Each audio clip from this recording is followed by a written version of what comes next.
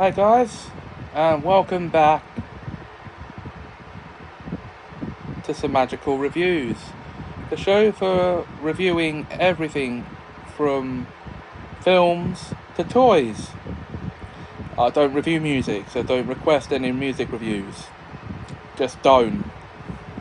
So what am I going to be reviewing here in this episode? Well, it's a film by DreamWorks Animation that was released in 2001 that was set up to be a parody of Disney fairy tale films.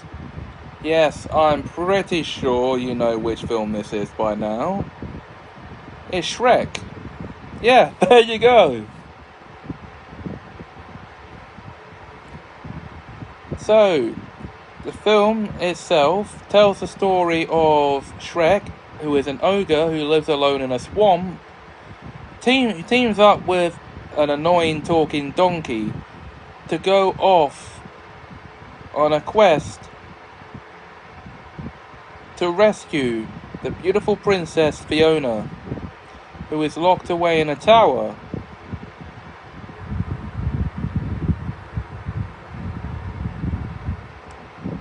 A la Sleeping Beauty, a la Rapunzel, and trying to stop them every step of the way is the villain of the film, Lord Fuckwad. Well, Farquaad. Just listen to the way Shrek says the name though. I mean, Lord Farquaad with a Scottish accent. It really does sound like he's saying Lord Fuckwad. And he's not wrong. The guy, Lord Farquaad, is a Farquaad. Okay, a Farquaad. So he's not wrong there.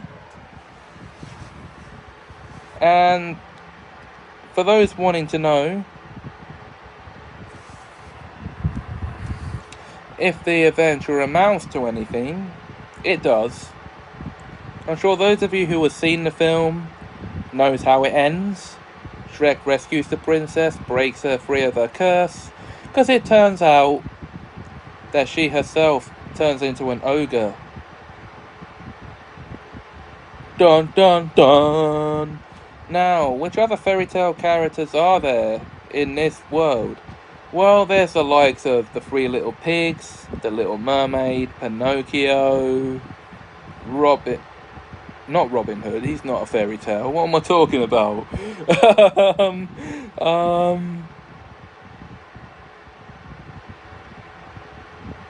All the fairy tale characters we know.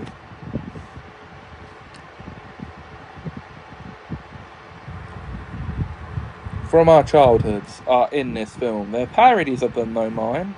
Because remember what I said at the beginning of the video about how this film was actually set up to be a parody of Disney fairy tales?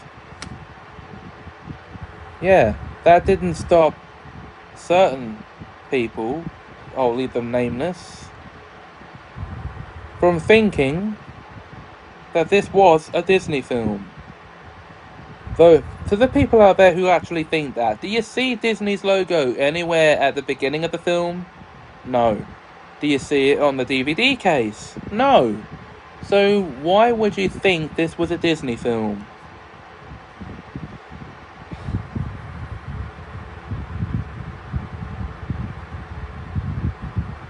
Dumbasses. Okay.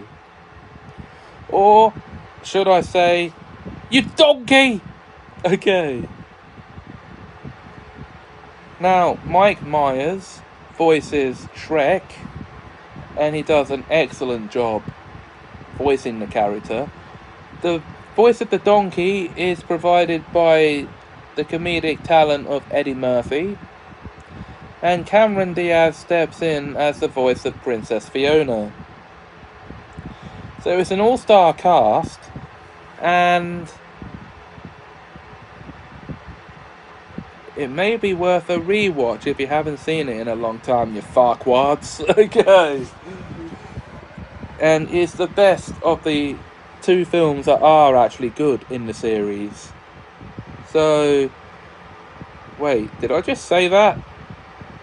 Okay, I can't take that back now.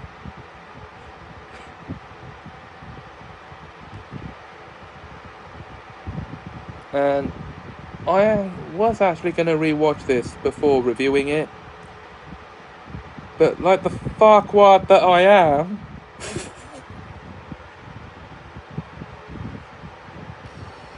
I decided to go right ahead with this review because I wouldn't actually change my wording on the opinion.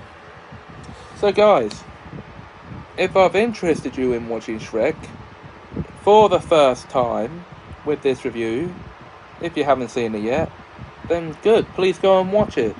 But I'm afraid I might have just spoiled it for you. And if I've rekindled your interest after all this time, please, for the love of fuckwad, okay, I'm gonna stop saying that now. Go and watch it. Again, okay? Because I will be doing the same. So, I guess that means you think I'm gonna be reviewing Shrek 2 next, but I'm not. No, I'm not gonna be reviewing Shrek 2 next. I'm gonna wait a while for that one. Up next for review on the show, Series 1 of a CITV kids classic from the 90s, Bernard's Watch. So, if you see Bernard anywhere, just ask him not to press that watch.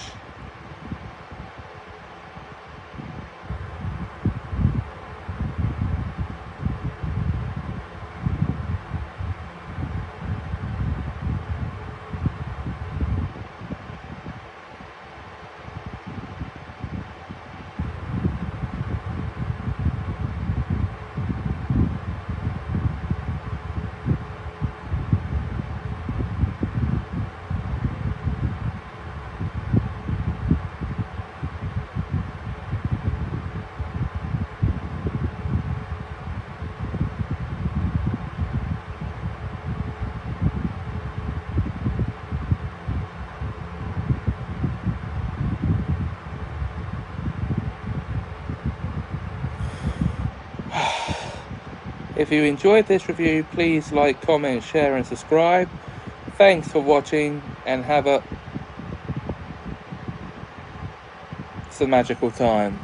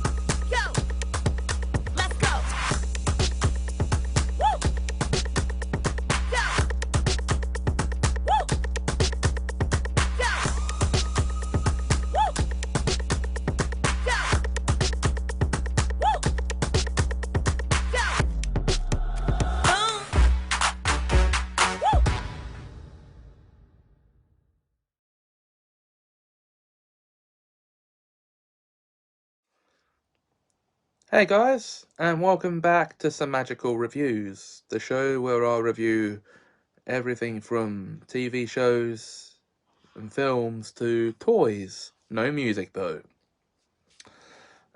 And, well, we're gonna step back in time, about 26 years for this next installment, to 1997, when CITV began airing such a little show called Bernard's Watch. What is Bernard's Watch? Those of you who were growing up today might be wondering. Well, let me explain. Bernard Beasley is a young boy who's always late for things and never has enough time to get himself ready to do things. And so, after being late for his friend Karen's birthday and forgetting his trousers and getting, well, and having the present he was going to give her trashed by a lawnmower, he sits down and cries at the end of a rainbow when this mysterious postman shows up and gives him a little gold pocket watch because he wished for more time. Now, this is no ordinary pocket watch. This watch gives him the ability to stop time just with the click of the button on the top of the watch. And this gives him more time to do things. All he has to do is simply stop time, do what he needs to do, and then resume time. Now, so that's the basic premise of the show. Series 1 is what I'm reviewing here in this episode. And basically that's the first 5 episodes of the whole series. And every episode has something to do with time or time management.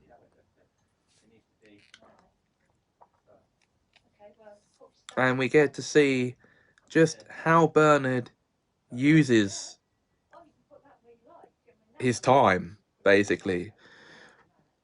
Using it to cheat at maths tests, look up the answers to difficult questions,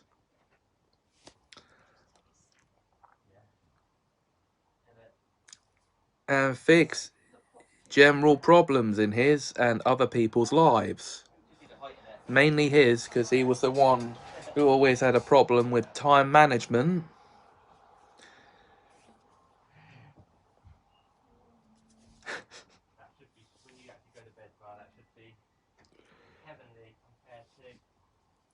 And the first episode of the series, Still Time, perfectly sets everything up for the series, as we see him on his introduction to us, rushing out his front door to his dad's car to go to school, and constantly rushing back to the house.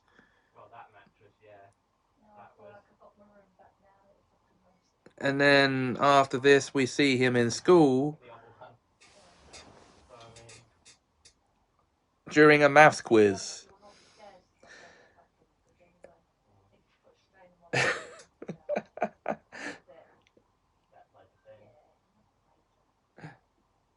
Or, no, during registration, just turning up as his name's called. And after school, his parents do sit him down for a chat about timekeeping and suggest that he uses a diary. And he remembers just before the time strikes that he's supposed to be at his friend Karen's birthday party. Then he's forgotten about that. It starts at 4 o'clock. It's nearly that time. And he has to rush in order to get there.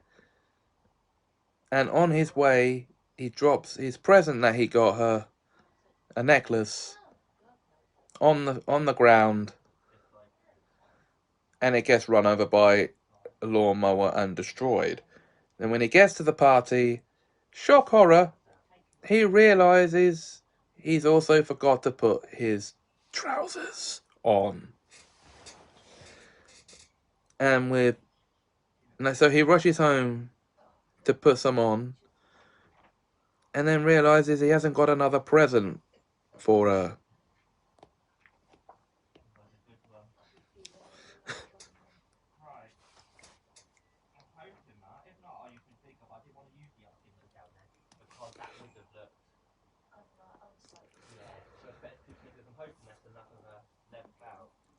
So what does he do here?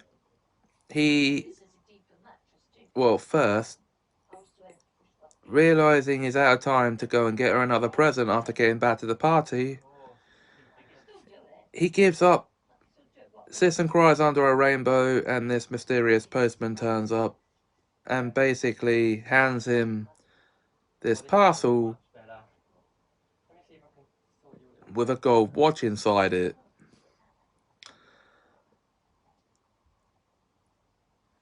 Because he's wished for more time.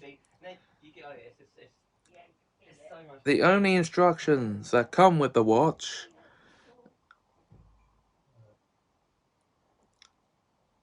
are press the button,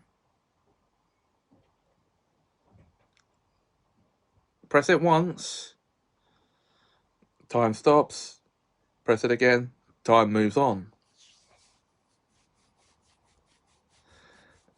Now, and this is because he sat and wept at the end of a rainbow. And first he thinks the watch, well, first he thinks the postman was mistaken giving him the watch. So when the postman checks his records and learns that Bernard sat and wept at the end of a rainbow and wished for more time, it's his watch. Now, Bernard is by all accounts a good and responsible kid. He was just not very good at timekeeping. Now, just think, just for 1 second, how cool would it be to have a watch that can literally stop time? To give you more time to do things that you might not have time to do. As long as you don't use it to stop time and then do things that require time to make them go. So, running water is out of the question if you stop time, as is drinking milk, because that takes time as well. And it would take time to make a telly come on. So you couldn't do anything like that if you stopped time.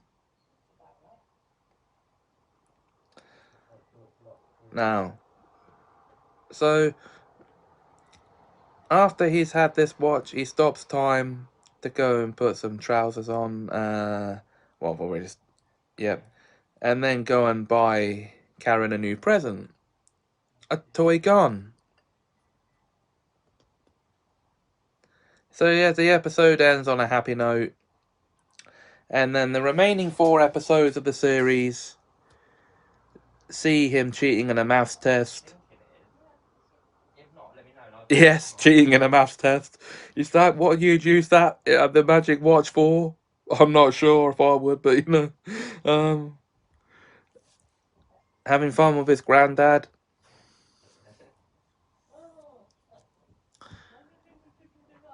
and so on.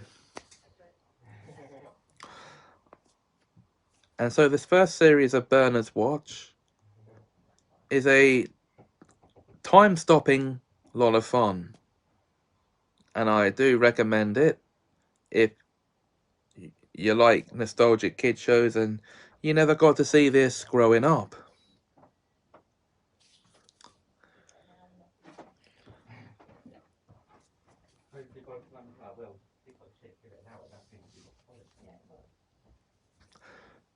So, now that you've heard my review and have my recommendation for it,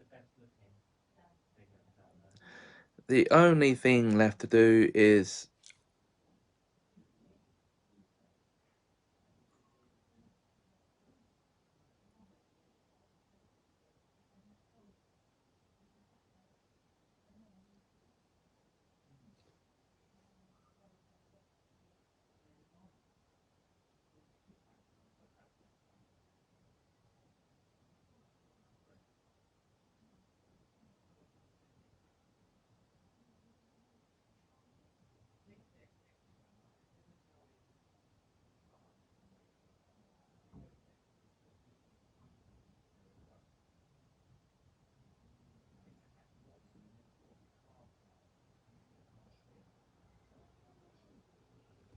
if you enjoyed this video, please like, comment, share and subscribe.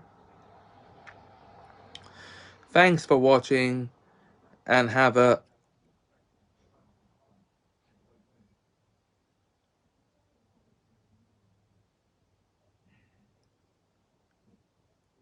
Semajical time. Thanks for watching.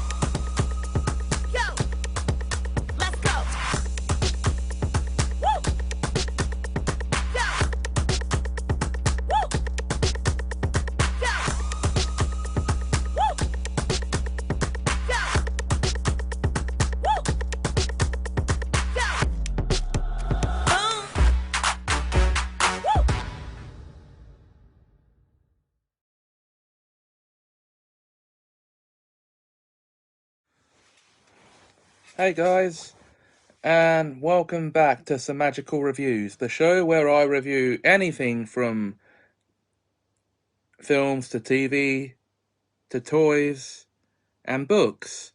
No music, I'm afraid. And I'm going to be reviewing another of my nostalgic favourites from my childhood here today. I'm going to be reviewing the classic ragdoll production of Rosie and Jim. Yes, that's right. Rosie and Jim was a TV show created and written by and hosted by John Cunliffe for the first two series anyway.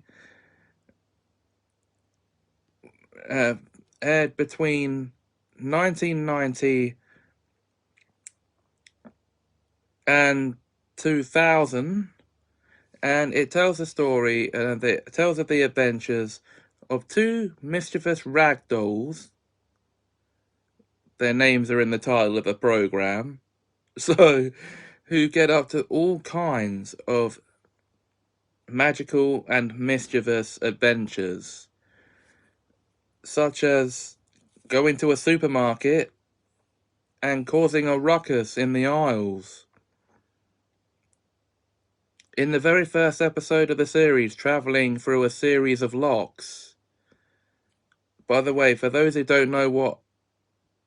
Yeah, for those who don't know, who didn't know before because I never made it clear, but they live on a narrowboat, which John's the driver of for the first two series.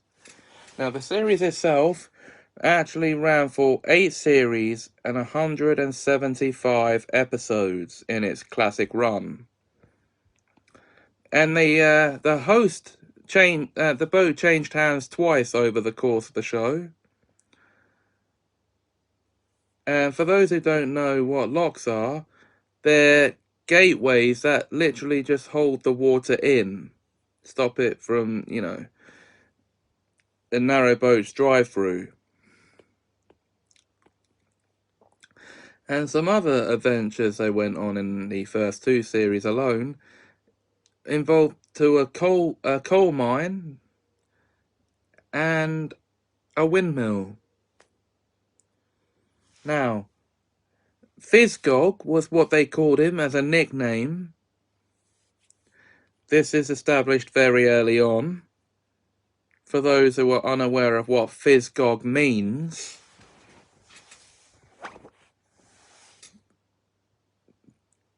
it means the driver of the boat.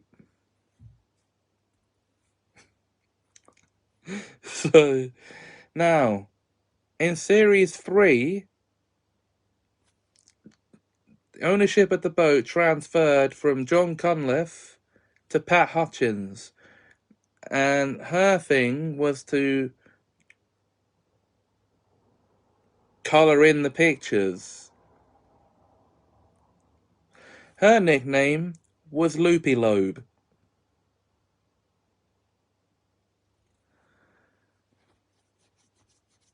And she would stay on as the host of the show between Series 3 and 5.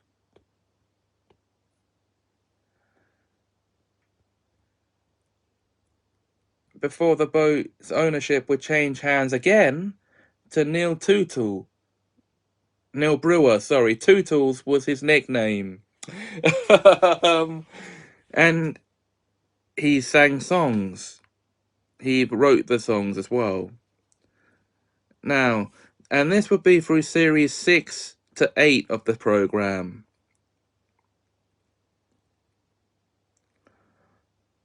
Still fun little wholesome adventures, but though John Cunliffe was the original host, and he's even the writer of the Rosie and Jim books. So, and does he even know the dolls come to life when he's not looking?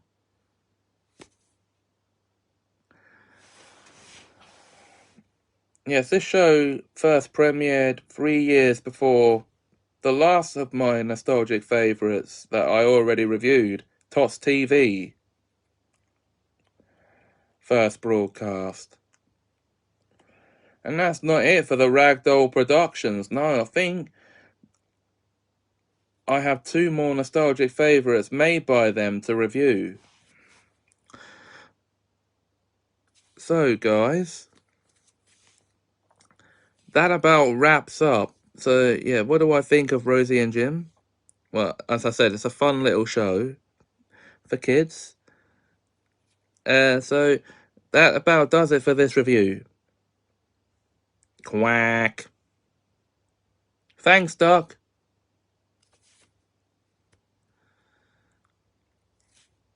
So join me next time for another review. I hope you enjoyed this one. If you did, please like, comment, share and subscribe. And until next time, thanks for watching and have a Semajical time. I'm off now to find a new review for next time.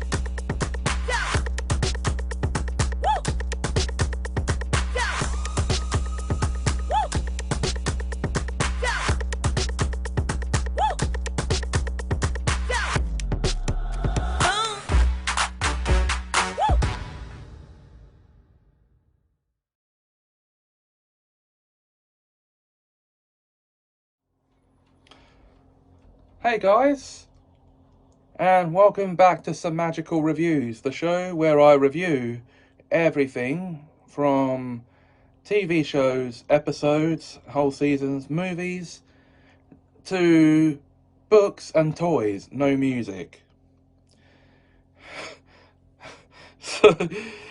And for this next review, I'm reviewing not just one YouTube video, but almost a whole channel, collections of videos from a British YouTuber who introduces his videos in the early days as, "Hello there, how's it going? How you doing? Yes, Seamus Gorman." So before I do this review, Seamus, if you're watching this, give it a thumbs up, please, dude. So what does Seamus do on his channel? Well, as you might have gathered, he makes lots of fun videos for his viewers to watch, including film theories. He's done them for Harry Potter and Disney and Pixar.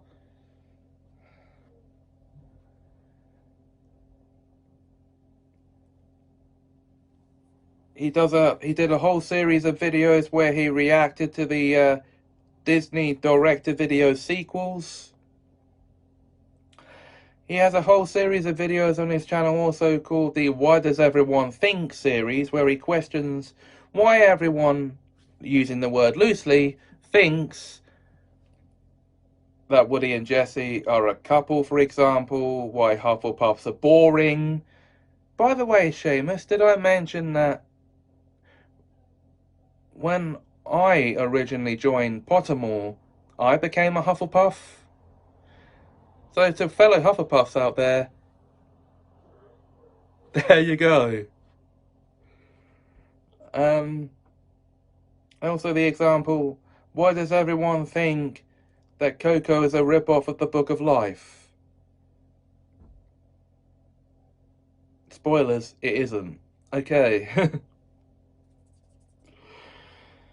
The long and short of it, he does videos on just about every topic you could imagine. He does his own personal vlogs as well, and he has a series of videos on there called the Yeah series, which is yeah, a show where he comes on and just talks about topics that he himself may or may not like, such as the fact that there's an Inside Out 2 coming out he doesn't think there should be. And yet, at the same time, he'll praise the idea of a fifth mainline Toy Story coming out. So, well, Seamus, on the opposite side of the spectrum, I love Toy Story, but I don't think it needs any more films. But I'm waiting with bated breath to see Inside Out 2. So, so,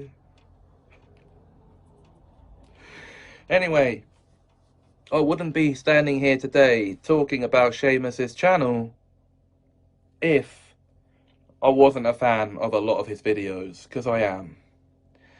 He is one of my favourite YouTubers, full stop. Not just British YouTubers, but YouTubers in general. Although, it was on my old channel that I first came across his channel. By the way, for those who don't know, my old channel's Poseidon God of Water 20 Productions. You can still subscribe to it. But,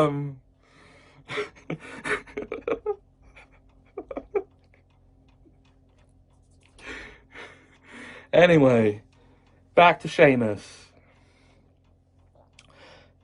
He also reacts to TikToks and bad theories. Theories like trying to connect the worlds of Frozen and Tangled. And also, he has a video on his channel explaining why we should stop calling metaphors theories.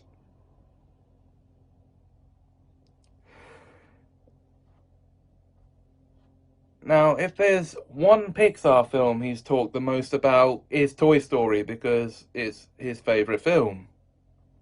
As if that couldn't be explicit enough, Seamus. It's one of my favourite films too, mate, but he has actually, in one of his videos, he actually spends 20 minutes going over which toys should and should not be able to come to life.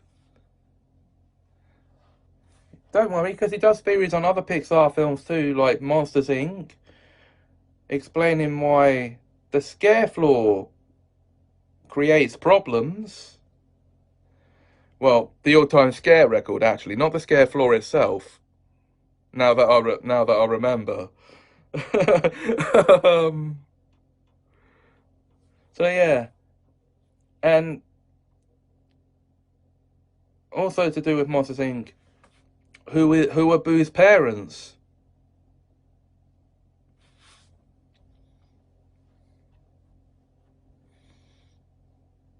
So if you're a fan of any fandom, Marvel, Disney, Pixar, Harry Potter, or any of that jazz, Seamus has videos about it all. You should go and check him out if you haven't already. And Seamus, I may be sending some new subscribers your way, my friend. And so if you're watching this, give me the thumbs up. And maybe if you want to comment below, letting me know what you thought. But that's it. It's a brilliant channel, guys, and he's a brilliant host. Sounds like it. Yep. And he has teamed up with the Super Carlin brothers as well. You know, Jay and Ben. Their channel, the Super Carlin brothers, will get its own review in this show. Eventually. So...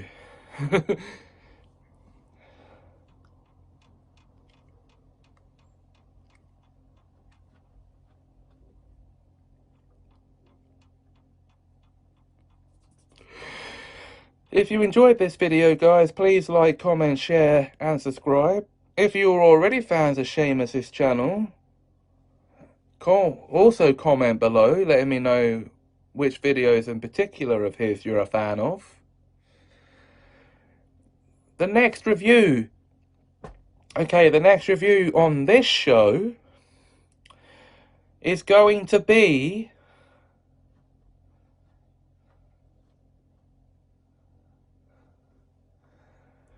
for one of my all-time favourite nostalgic kids shows.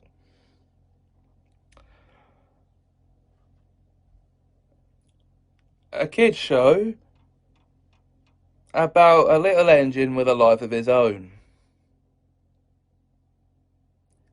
No, guys, not that one. He lives at the top left-hand corner of Wales. I think you know which one.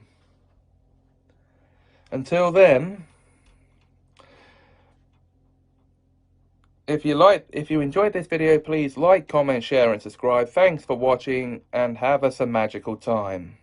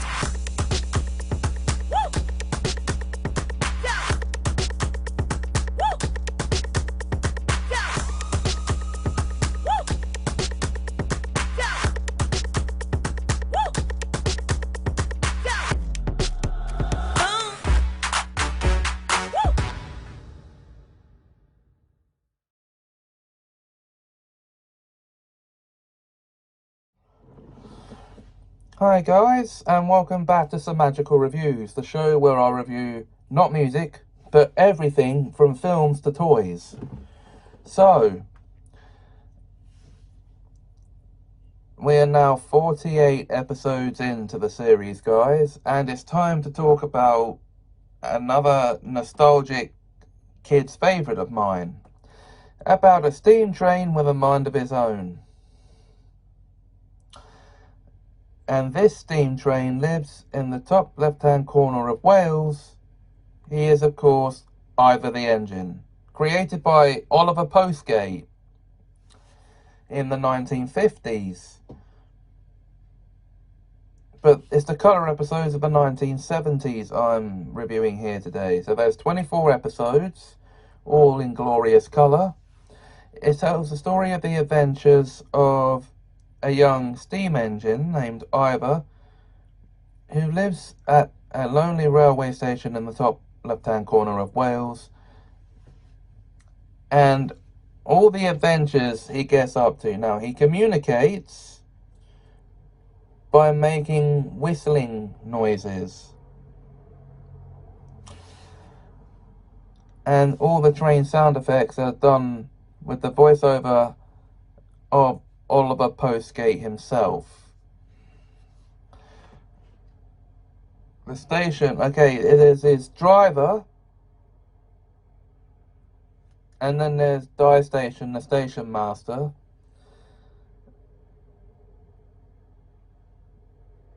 Other characters we meet are the likes of Miss Porty and a whole slew of other characters.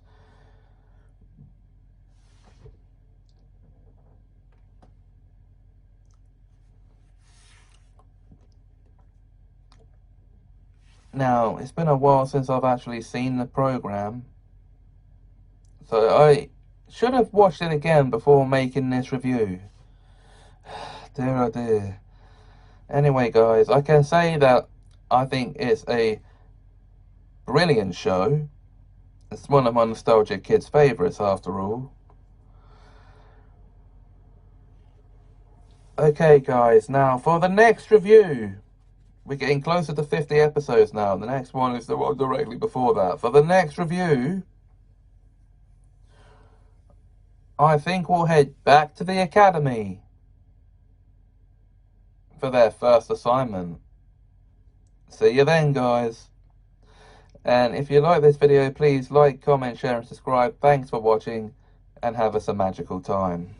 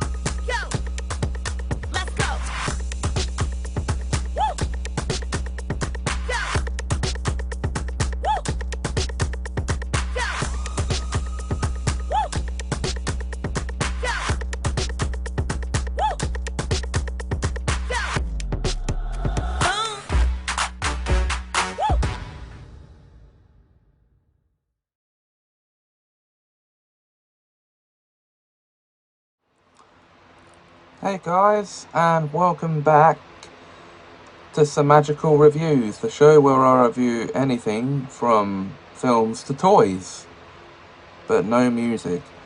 And a bit of a change of plans from the originally announced review. The Police Academy 2 review will still be coming, I just haven't watched the film yet. So, the change of plan is my review on the recent film of the Dragon Ball franchise, Dragon Ball Super Hero 2022 release. Now, for those who haven't seen the film yet, this will be an issued spoiler warning. You may want to click away from the video now to go and see something else, and then come back after watching the film, presumably, if you haven't yet. Because here is a basic plot line. The Red Ribbon Army are back in action, and they've headhunted Dr. Hedo, the grandson of Dr. Giraud, to help them with the project to conquer Capsule Corporation. And that project is Cell Max, a hyper-form version of Cell newly created. Well, they have two androids, Gamma 1 and 2, who are equipped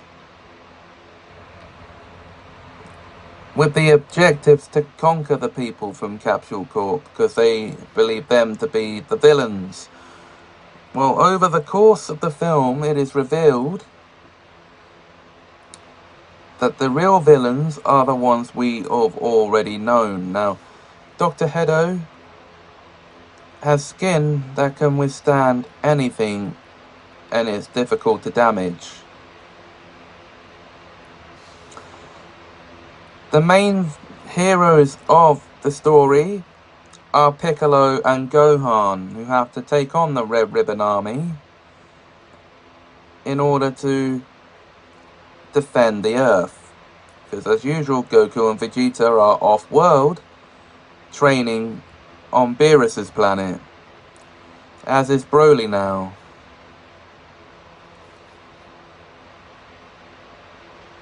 And here we also meet a very young Pan, who at the age of 3 is gotta be the toughest infant you ever would see in an animated film.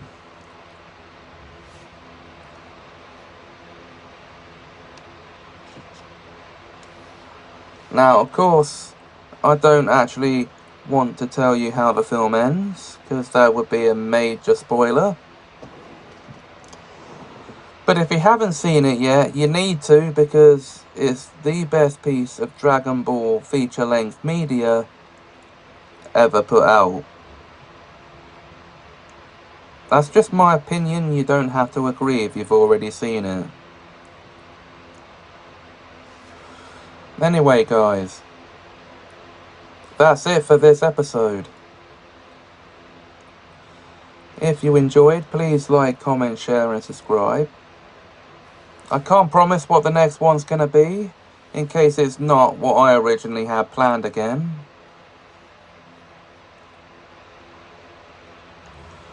But until next time, well, it will be the 50th episode next time.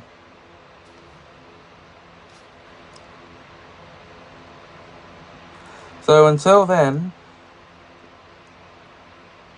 thanks for watching and have a Semajical time.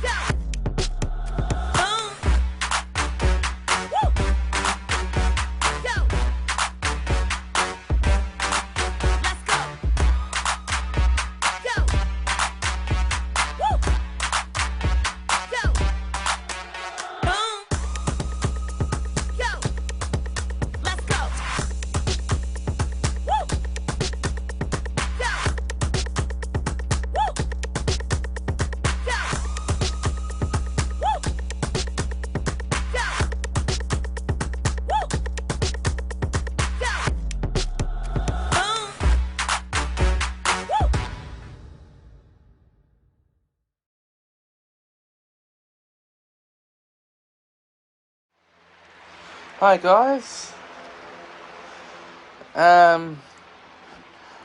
welcome back, and also welcome to the 50th episode of Semajical Reviews. What have I got in store for you for this landmark episode? Well, it's time for you to hear My 2 cents on the 1978 animated timeless classic Watership Down.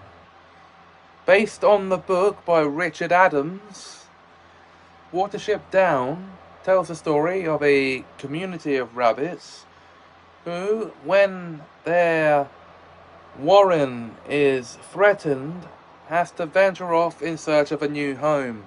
And so they venture off into the countryside in search of this new home, led by the visionary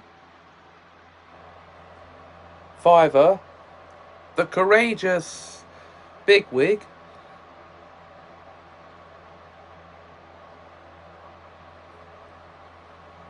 and Hazel.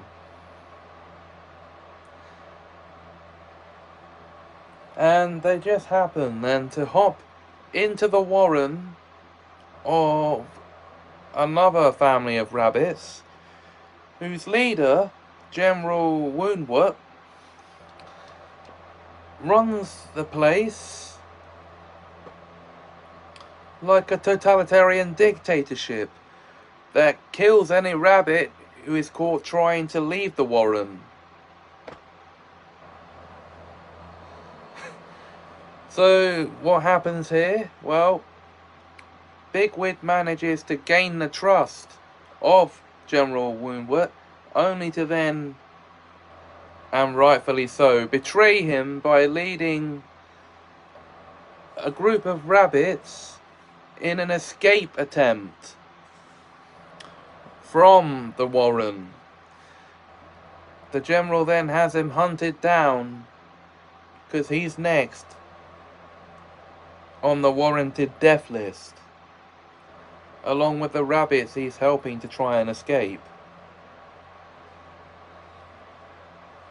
Only to then end up getting what is, well, only for him to then get what he deserves, as Bigwig pounces on him and kills him.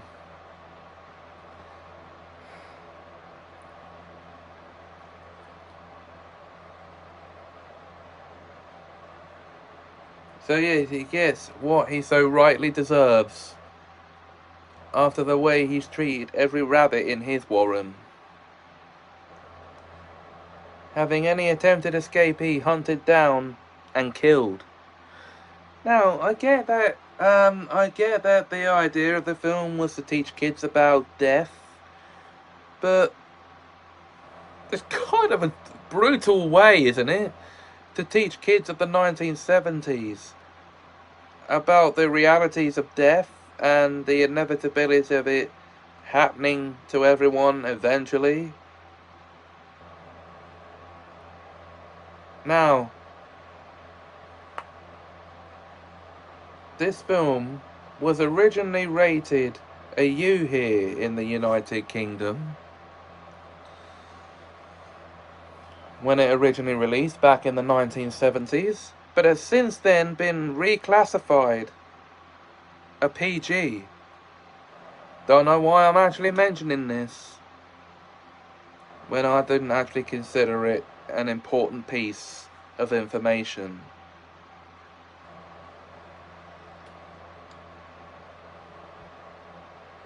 And you've got to be prepared to shed some tears though, guys, because it is a tearjerker. I myself almost shed a tear in the middle of the film. So, yeah, it really is that powerful a message.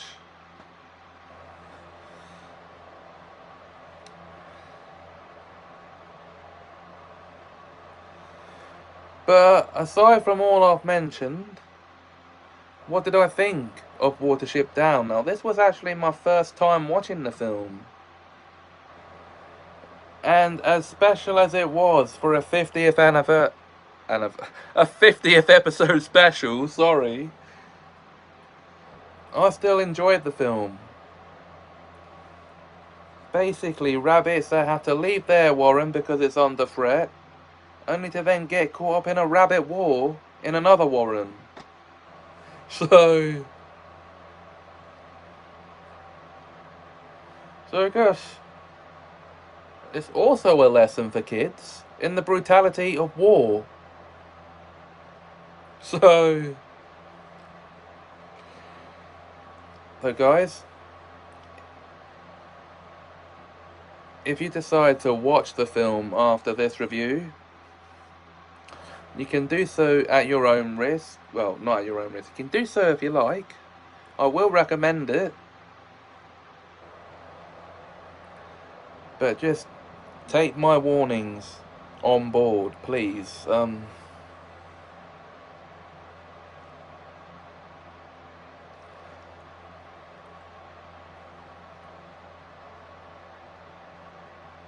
So guys, that is it for this episode.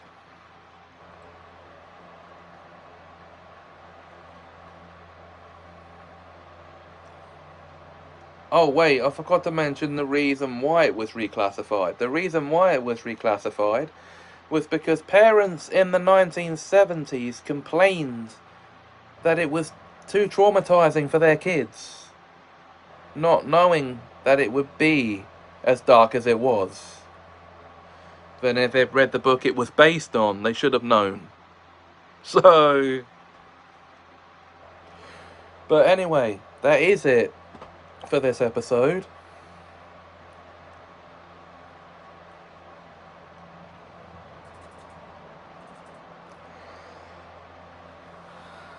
The next episode will be an episode review of a classic Doctor Who story. My straightforward review of the Dalek Invasion of Earth being told right here in this very show. But until then guys, if you enjoyed this episode, please like, comment, share and subscribe. Thanks for watching and have a magical time.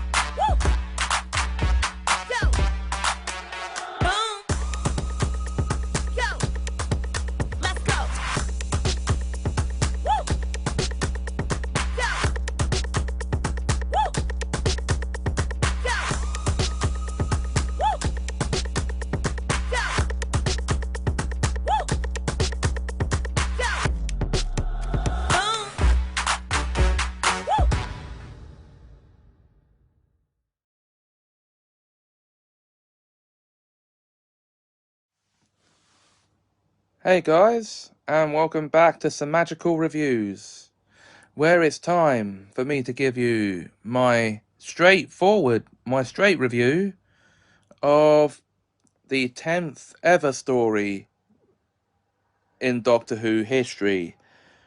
The 1964 story, The Dalek Invasion of Earth. It's a 6-part adventure in which the first Doctor and Susan,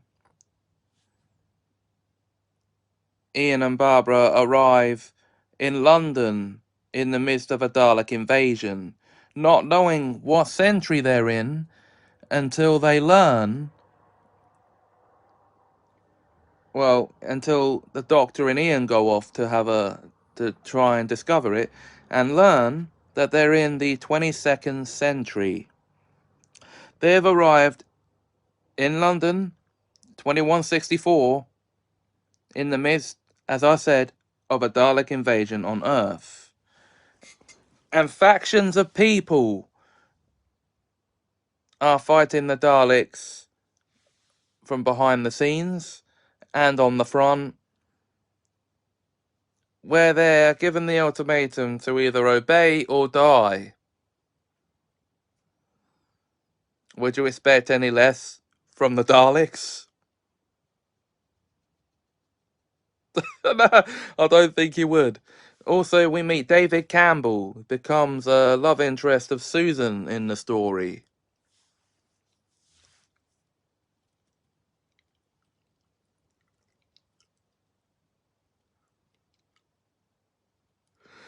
Which is very fitting considering what happens later on. And of course, we if for those of you who have seen the story before already know how it ends. But for those who haven't, I don't want to spoil it for you. You just go and watch it for yourself.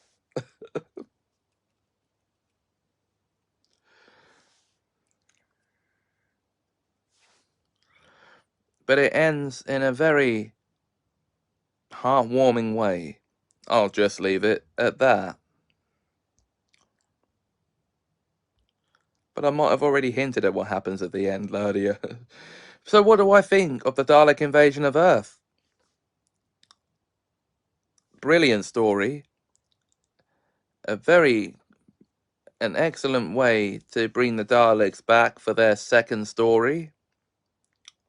Yes, this was the second Dalek story ever to appear on the TV screens in the 60s.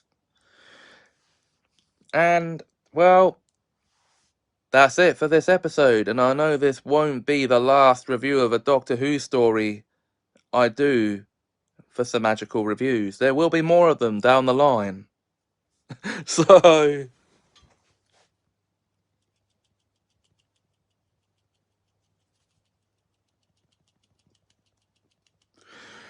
but next up for review is Super Mario Bros. The motion picture from 1993. Until then, if you enjoyed this video, please like, comment, share, and subscribe.